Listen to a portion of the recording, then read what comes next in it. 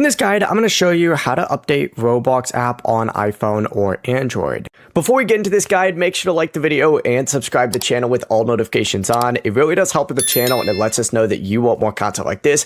We'd greatly appreciate it. And if at any point throughout this guide you did have any questions, just ask them down in the comment section below and we could help you out further. I'm going to be doing my best to reply to every single comment down there. First, go ahead and completely close the Roblox app if it's open, and you need to open up either the App Store on iPhone or Google Play Store if you're on Android. Go ahead and select search down in the bottom right and go ahead and search for Roblox.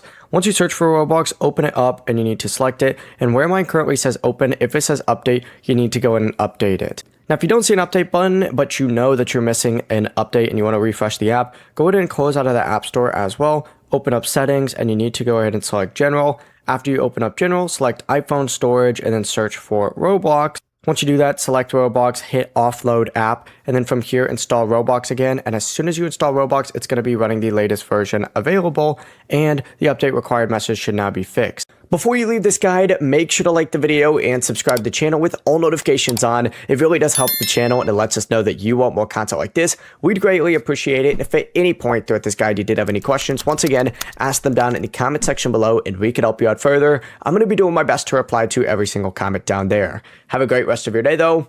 Peace.